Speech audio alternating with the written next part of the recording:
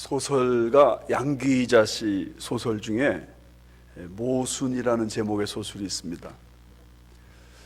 일란성 쌍둥이로 10분 간격으로 태어난 두 여인의 그 스토리인데요. 언니와 동생이 남들 보기에 너무 똑같이 닮은 거예요. 아주 구별이 어려울 정도로 닮은 거예요. 그런데 이 언니와 동생의 삶은 너무 하늘과 땅이 다르듯이 차이가 나는 삶이에요. 언니는 한마디로 결혼을 잘못했습니다. 그래서 남편이 아무런 책임감이 없는 사람이에요. 제멋대로 가출합니다. 가출을 하는데 한번 가출하면 집에 연락도 안 합니다. 그래서 소설이 진행되는 그 시기에 5년째 전화 한 번 안 하는 그런 사람입니다. 하나뿐인 아들이 그 조폭 두목을 흉내내서 동네 깡패가 돼가지고 감옥에 들어갑니다. 그래서 이런 모든 어려운 삶을 이겨내기 위해서 이 언니는 아주 억척스럽게 삶을 살아갑니다. 이에 비해서 동생은 너무나 좋은 남편과 함께 아주 너무나 부족함 없이 삽니다. 부유하고 또 남부러울 것이 아무것도 없습니다. 그래서 소설이 진행되는 내내 아주 행복한 사람으로 묘사가 됩니다. 그런데 소설 끝에 가면 이 동생이 자살합니다. 동생의 내면 세계에는 깊은 고민이 있었고 또 삶의 의미를 찾지 못했다. 그래서 자살을 했고 소설 제목도 그래서 모순입니다. 참 인생이 모순이죠. 참 모순입니다. 아무 걱정 없이 사는 사람이 행복할 것 같은데 오히려 세상 근심 많은 사람이 불행하다고 생각하고 살 것 같은데 이 인생은 그렇지 않습니다. 한국이 개발도상국이었을 때 자살하는 사람 없었습니다. 그런데 지금 한국은 10대 강국이 돼 있지 않습니까? 그런데 37분마다 한 명씩 자살한답니다. 37분마다 한 명씩 자살을 해요. 참 이거 생각하면 참 기가 막힌 모순입니다. 이젠 웬만큼 자살해서는 신문에 나지도 않습니다. 그냥 그렇게 그냥 다 사는 줄 압니다. 아리조나에 가면 선밸리라는 곳이 있는데 억만장자들만 사는 그런 곳입니다. 55세 이하는 들어오지 못합니다. 애들도 거기는 없습니다. 그리고 아주 항상 조용합니다. 그리고 그 안에서 돌아다닐 때는 시속 15마일 이상으로 돌아다니지 못합니다. 아주 그냥 편안하고 조용한 곳입니다. 노점상도 없고 노숙자도 전혀 없는 그런 곳입니다. 최고의 의사들이 있고 최고의 의료시설들이 있습니다. 그리고 모든 편의시설들이 다 있습니다. 그런데 그곳에 없는 세 가지가 있답니다. 첫 번째, 노 스트레스. 스트레스가 없습니다. 두 번째, 노 워리. 걱정, 근심이 전혀 없는 그런 곳이랍니다. 그 다음에 세 번째, 노 체인지. 변화되는 것도 아무것도 없습니다. 근데 있는 게 하나 있습니다. 치매율이 그렇게 높답니다. 보통 사람 치매 겪는 것보다 훨씬 많답니다. 어떤 분이 그런 말 했습니다. 스트레스는 인생의 양념이다. 아멘. 스트레스가 인생의 양념이에요. 여러분, 스트레스 없는 인생 살면 너무 행복하고 너무 좋을 것 같죠? 그런데 그것이 인생이 맹탕처럼 느껴지게 만든다는 거예요. 맹탕처럼. 오늘 설교 제목, 가시도 은혜다 이런 제목인데, 가시가 없으면 내가 행복할 것 같습니다. 그런데 가시가 없으면 삶의 의미도 잃어버리는 게 또 인생입니다. 아멘 좀 하세요. 가시가 없으면 인생의 의미를 잃어버려요. 여러분이 오늘 이 아침에 나의 삶에 어떤 가시가 있는가 한번 생각해 보면서 오늘 말씀을 들으면 좋겠습니다. 여기 가시라는 말은 스콜로프스라고 하는데, 스콜로프스는 말뚝이에요. 말뚝. 그러니까 이 몸에 육체의 가시라고 그랬으니까 몸에 말뚝이 콱 박혀 있다면 그 말뚝에 의해서 항상 지배당하는 인생을 살지 않겠어요? 말뚝이 얼마나, 육체의 가시, 그게 말뚝처럼 박혀 있으니 진짜 살기 힘들죠. 사도 바울에게 있어서 이 육체의 가시가 무엇인가, 뭐 여러 가지 이야기합니다. 안질일 수도 있다, 또 열병이었다, 또 간질병이다, 뭐 여러 가지가 있는데 그 중에 분명히 말할 수 있는 것은 장기적으로 끈질기게 괴롭히는 그런 육체적인 고질병이다. 그것에 대해서 사실은 다른 해석도 많이 있습니다. 어떻든 간에 이 사도 바울을 계속 끈질기게 괴롭히는 그런 고통입니다. 여러분, 가시라는 것은 눈에 잘 보이지도 않죠? 그런데 그 가시에 한번 찔리면 계속 불편하고 계속 고통스러워요. 겉으로 보기에는 멀쩡한데 속은 계속 앓게 되는 것, 이게 가시예요. 사람마다 이 가시가 다 있다는 사실 여러분 어떻게 생각하십니까? 외적인 여건으로는 모든 것 다 가진 그런 분인 것 같은데 허약한 육체 때문에 늘 힘들어요. 또 부모는 건강한데 자식 때문에 자식이 늘 병약해서 힘들어요. 또 행복해 보이는 부부 사이에 수십 년 묵은 가시가 남모르게 박혀있는, 그래서 남들이 볼 때는 참 행복한 부부인데 그 나에게 말 못하는 그런 고통을 당하는 그런 가정들이 많이 있습니다. 여러분, 이런 가시가 누구에게나 다 있습니다. 나는 가시 없다, 그것은 사실은 자기를 기만하고 있는 것인지도 모릅니다. 이 고통이 극심할 뿐만 아니라, 육체의 가시로 인해서 고통이 극심할 뿐만 아니라 이게 사탄의 사자다 그랬습니다. 사탄의 사자. 사탄의 사자라는 것은 뭐냐면 이 육체의 가시로 인해서 복음 증거조차도 회방당하고 있다는 말입니다. 사도 바울의 인생의 목적이 뭐예요? 복음을 증거하는 거예요. 그런데 이 사탄의 가시, 사탄의 사자, 육체의 가시로 인해서 복음 증거도 회방당하고 있는, 그것이 이 현실입니다. 안 믿는 사람들에게 조롱당하는 것입니다. 성도들에겐 시험거리입니다. 왜냐하면 사도 바울이 계속 사람들 병 고치느라고 애를 쓰잖아요. 그런데 자기도 못 고치는 병을 남 고친다고 돌아다니니 이 사람들이 다 조롱하겠죠, 당연히.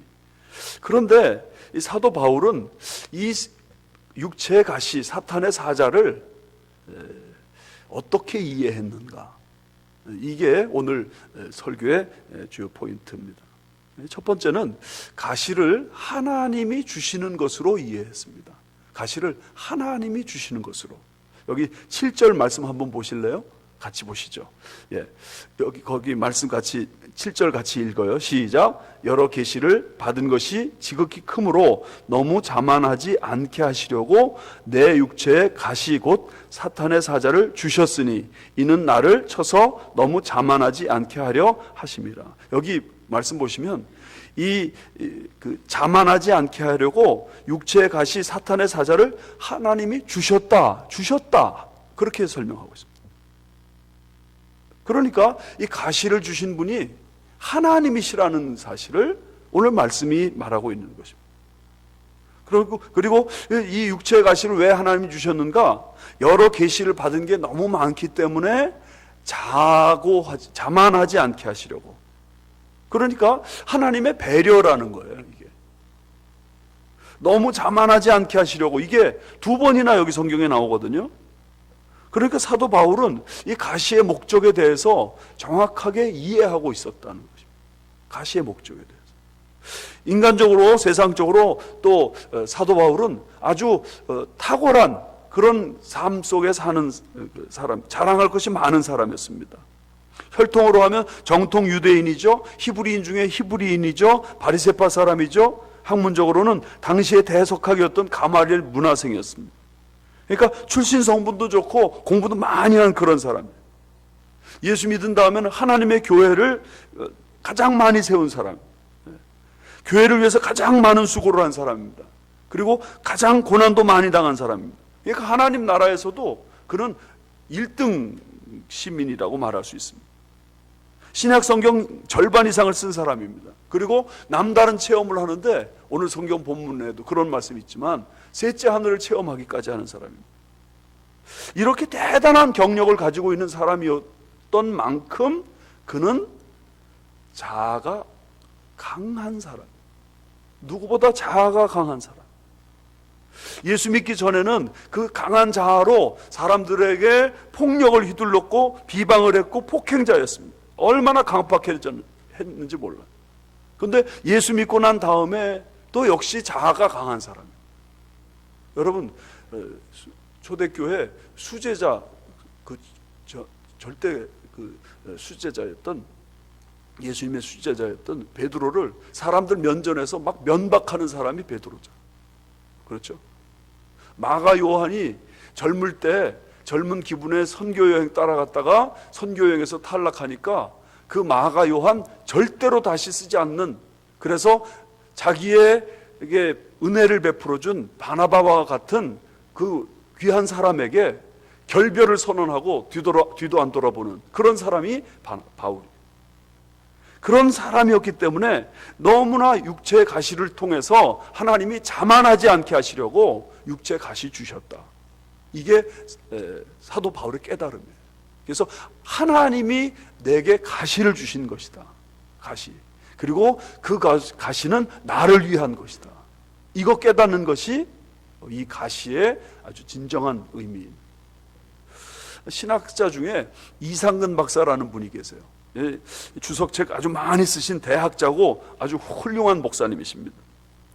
그런데 이분이 16살 청년 때 발에 병이 생겨요. 그래가지고 걸을 수가 없어요. 그래서 기도를 굉장히 많이 합니다. 그런데 기도를 많이 해도 기도의 응답이 되질 않는 거예요. 그래서 걷지를 못하니까 사람들이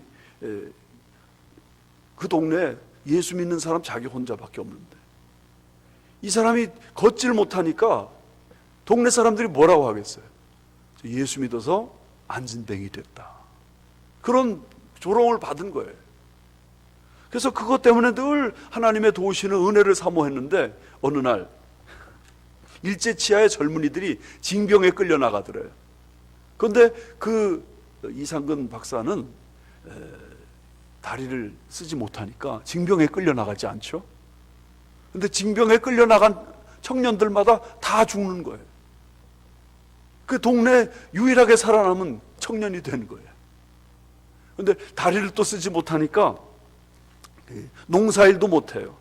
학교도 갈 수가 없어요. 그래서 두문분출하고 성경만 계속 읽었대. 근데 성경을 계속 읽다 보니까 어느 날 위대한 성경학자가 돼 있던 거예요.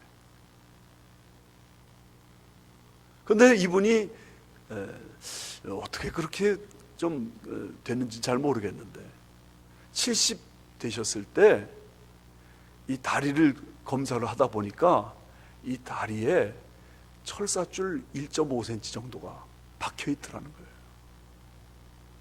그래서 그 철사줄을 빼가지고 머리카락 굵기의 철사줄인데 한 1.5cm 그것 때문에 다리를 걷지 못하고 그랬던 거예요.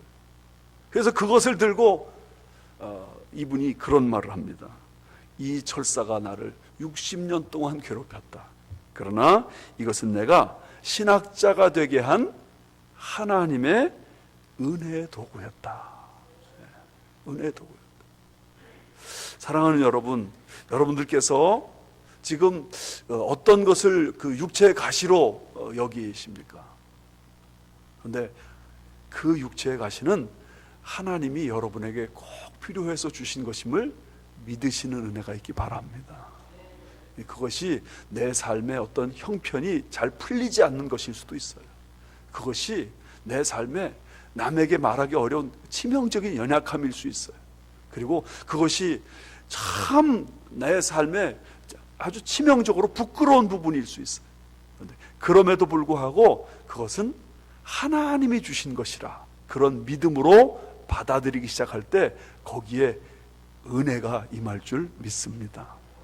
두 번째는 가시에 대해서 사도 바울은 올바로 반응했다 하는 사실을 들으시면 좋겠습니다.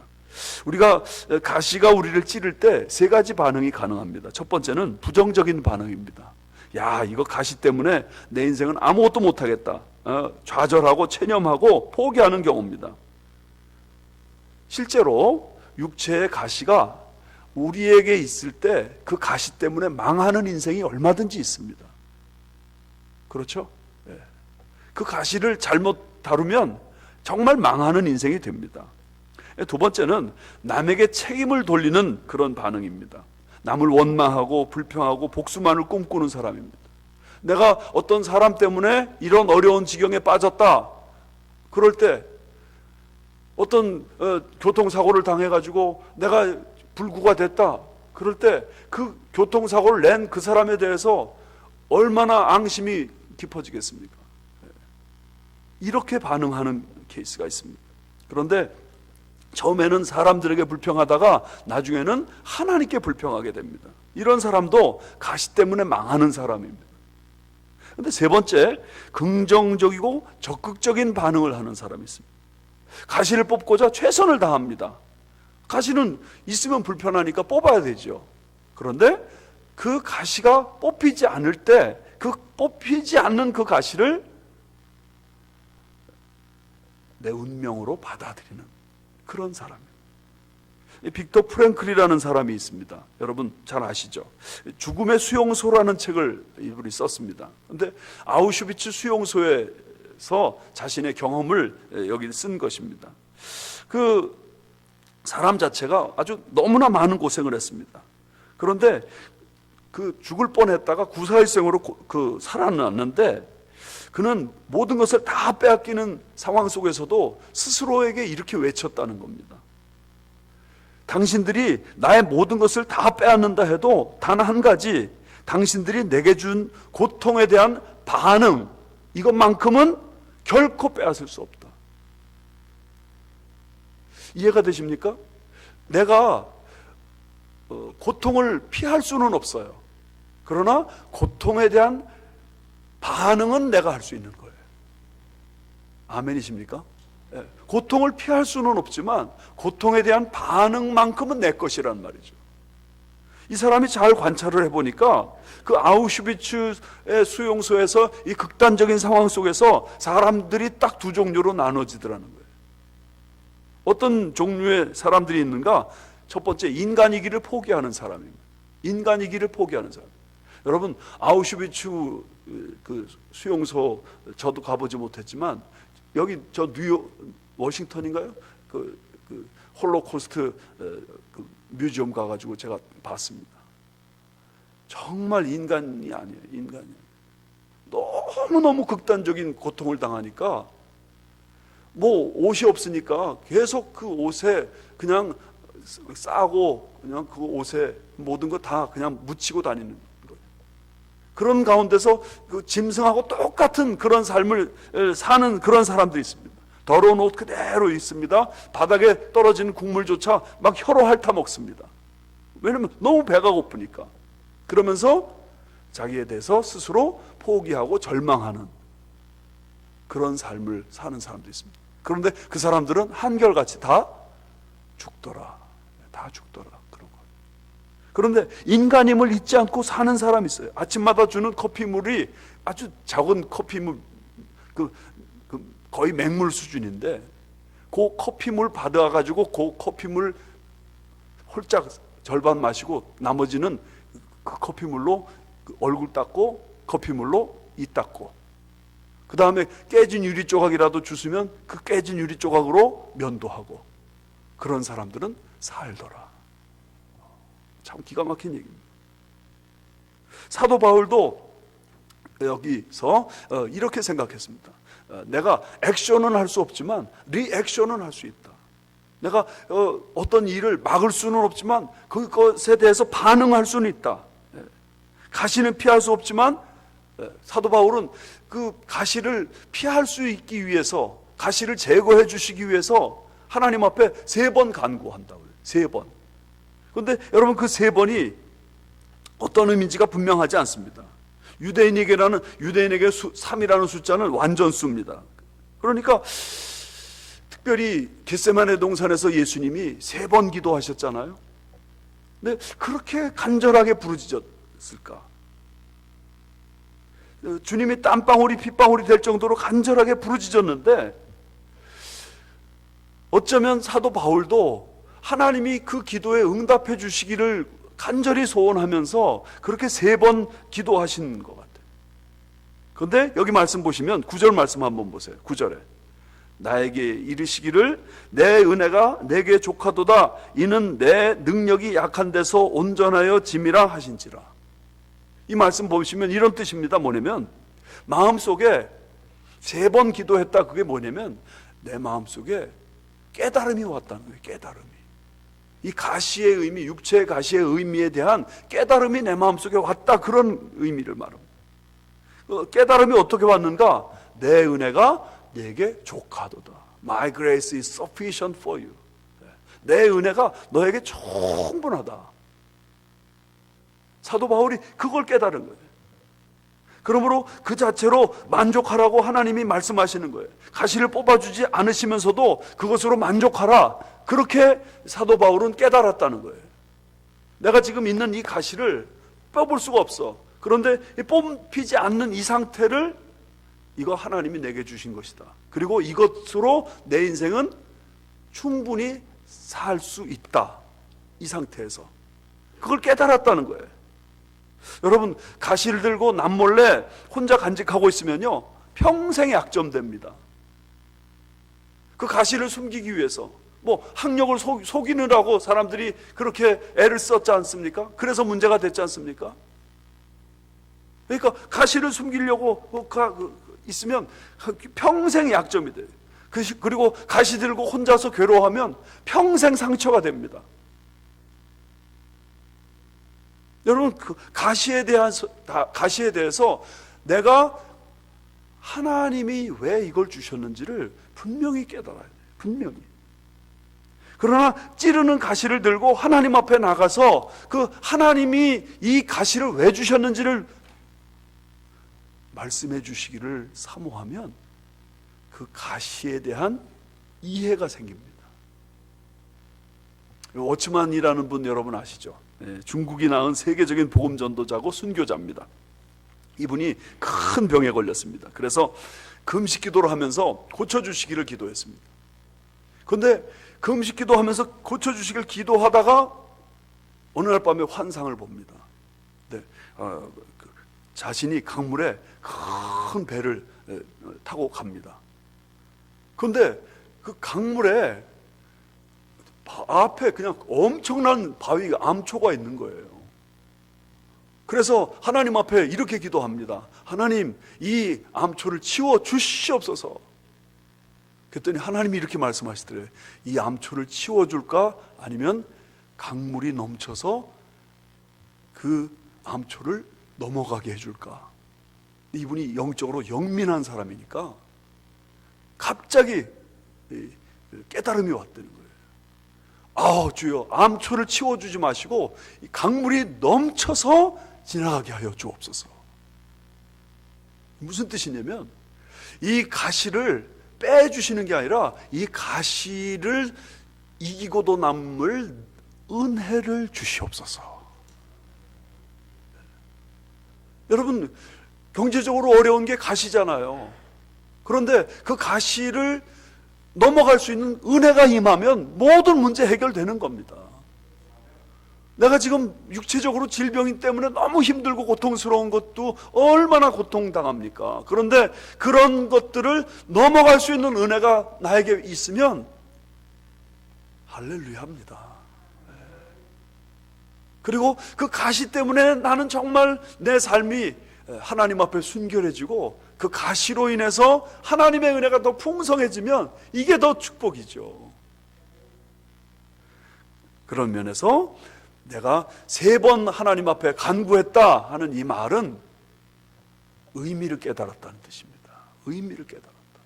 이 가시의 의미를, 기도하는 가운데 가시의 의미를 깨달았다. 그래서 가시를 뽑아주시든지 아니면 그 가시를 이기고 남을 수 있는 은혜를 허락해 주시옵소서 기도했는데, 사도 바울은 이 응답을 받은 것입니다. My grace is sufficient for you. 내 은혜가 너에게 족하다. 그 다음에 이제 가시를 통해서 사도 바울은 영적인 원리를 깨달았습니다. 영적인 원리. 이게 제가 3번째 말하고자 하는 것입니다. 평소에 그는 육체의 가시가 자신을 영육간에 약하게 만든다고 걱정했습니다. 그리고 이 육체의 가시로 인해서 이 사역에 방해가 되는 것에 대해서 너무 안타까워했습니다. 그런데 주님은 정반대로 해석하시는 거예요. 내 은혜는 너에게 족하고 이 육체의 가시가 있는 것이 사역에 방해가 안 된다. 주님이 이렇게 말씀하시는 거예요.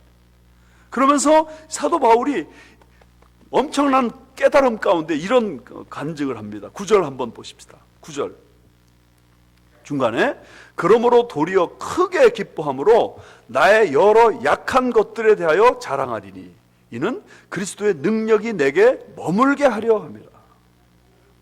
내가 오히려 그리스도의 능력을 부여받는 이 근거가 육체의 가시 때문이라는 거예요. 그렇지 않으면 나는 계속 교만한 사람이 될 것이고 계속 하나님을 없이 사는 사람이 될 것입니다. 그런데 내가 육체의 연약함이 있기 때문에, 육체의 가시가 있기 때문에 그리스도의 능력이 나에게 머무는 삶을 사는 거예요. 할렐루야. 10절 말씀 보세요. 이제 사도 바울은 이렇게 외칩니다. 그러므로 내가, 다 같이 읽어 시작, 내가 그리스도를 위하여 약한 것들과 능욕과 궁핍과 박해와 곤고를 기뻐하노니 이는 내가 약한 그때에 강함이라. 내가 약한 그때에 강함이라. When I am weak, then I am strong. 할렐루야. 내가 강하기 때문에, 내가 너무나 잘났기 때문에 하나님 앞에 쓰임받지 못하는 사람이 많아요.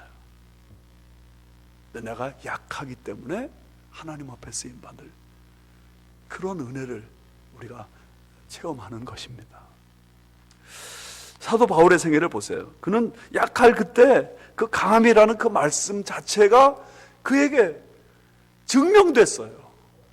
그는 약한 상태로 에베소 교회를 세웠고, 약한 상태로 빌립보 교회를 무너뜨렸고, 고린도를 정복했습니다. 대로마 제국이 쇠사슬에 묶인 초라한 바울 앞에 백기를 들고 말았어요. 우리가 가시로 인해서 한숨 쉬고 눈물 흘리는 날이 많다 할더라도 그것 때문에 하나님이 나를 강자로 만들어주시는, 강한 사람, 스트롱맨으로 만들어주시는 은혜를 경험하게 된다. 이것이 오늘 본문의 이야기입니다. 그래서 사도 바울은 내가 정말 약하기 때문에 그 약한 것 때문에 내가 자랑한다. 여러분, 여러분의 육체의 가시가 뭔지 그것에 대해서 부끄러워서 숨기지 말고 오히려 자랑하세요. 그럼 그때부터 주님의 능력이 임하고 그것 때문에 여러분 주님 앞에 쓰임받는 삶을 사시게 됩니다. 제가 존 웨슬레 여러분 다 아시잖아요. 감리교 창시자입니다. 지금도 감리교에서 가장 존경하는 분 그러면 이 사람 존 웨슬레를 말합니다. 그런데 그 존 웨슬레의 아내가 몰리라고 하는 여자였어요. 몰리. 근데 이 몰리는 세계 역사상 3대 악처 중에 한 사람입니다. 3대 악처가 누굽니까? 소크라테스의 아내 크산티페. 그 다음에 2번째 요배 아내래. 요배 아내. 근데 3번째가 이 웨슬레 아내 몰리였답니다. 근데 이 몰리는 남편 사무실에서 도둑질하기를 예사로 하고 기가 막히죠. 그 다음에 쌍스러운 욕을 함부로 하는 그런 여자였습니다. 그리고 남을 뭐 중상모략하기를 아주 거침없이 하고 그런 여자였습니다. 뿐만 아니라 남편을 아주 쥐고 흔들어서 못살게 구는데, 얼마나 못살게 구르느냐, 싸워서 항상 이겨요. 그 여자하고 남편이 이렇게 싸움을 하게 되면 이 남편이 항상 당하는데 머리채를 쥐고 질질 끌고 돌아다니질 않나. 그러다가 보면 머리카락이 한 움큼 손에 잡히질 않나. 이런 얘기는 자매님들 앞에 해주면 안 되는데. 그래서 존 웨슬레는 자기 결혼 생활을 포로 생활이다 그렇게 말해요. 포로 생활이에요. 그런데 이런 포로 생활 같은 결혼 생활 때문에 존 웨슬레에게 두 가지 변화가 나타나요. 그건 뭐냐면 이 사람이 온유한 사람이 돼요. 아주 온유한 사람이 돼요. 왜냐하면 교인들 중에 자기 마누라보다 더 악한 교인이 아무도 없기 때문에. 이해가 되십니까? 그 다음에 두 번째는 뭐냐면 이 사람이 집에 있지 않고 밖으로 나가요. 밖으로 나가요. 하루에 보통 60마일 말을 타고 여행을 합니다. 60마일을 말을 타고 여행한다고 생각 한번 해보세요. 평생 말을 타고 다니는 여행 거리가 25만 마일이라고 합니다. 25만 마일. 말 타고 다니는 거리예요. 비행기 타거나 자동차 탄 게 아니에요. 그리고 보통 하루에 4-5번 이상 설교를 해서 평생 42,000번 설교를 했답니다. 그래서 이렇게 열심히 설교하고 말 타고 돌아다니는 결과 그 사람이 전도해서 예수 믿게 한 사람만 15만 3천 명이 됐답니다. 그러면 이 몰리라는 여자가, 아내가 그 요한 웨슬레 되게 만들지 않았나. 요한 웨슬레가 이 몰리라는 여자에게, 자기 아내에게 진짜 감사해야 되는 거 아닌가. 아멘이십니까? 예?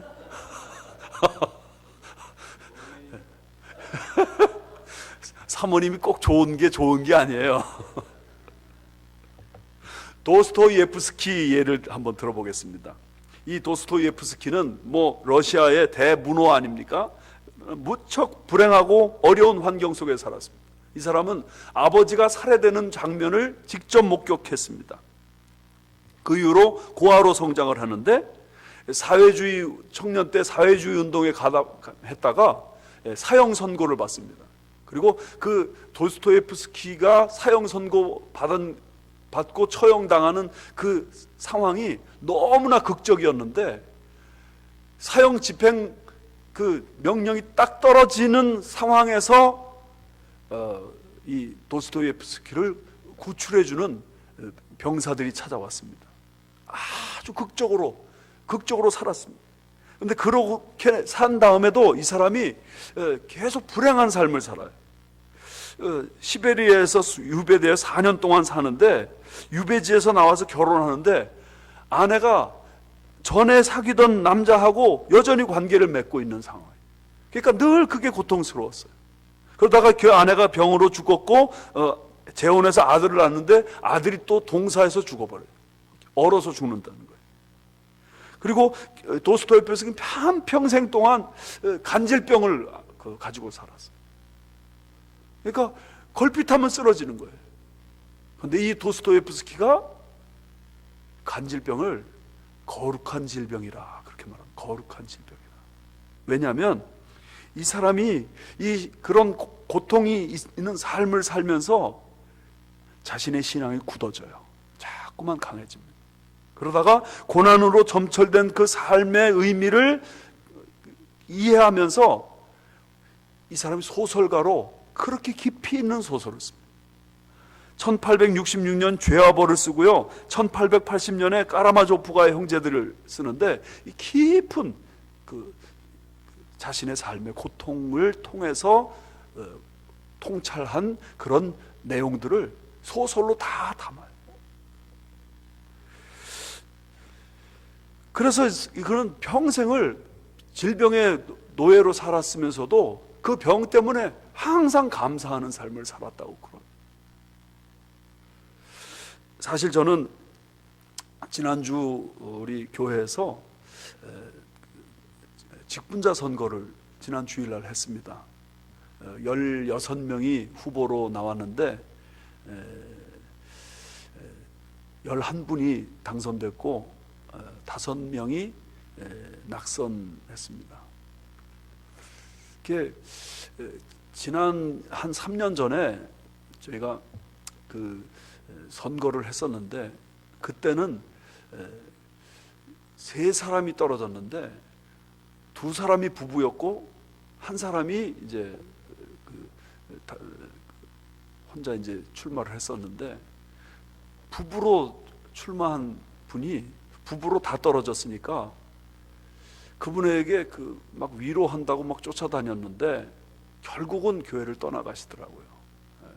우리 교회에서 이렇게 인정을 안 해주니 난 못 살겠다 하고 떠나갔어요.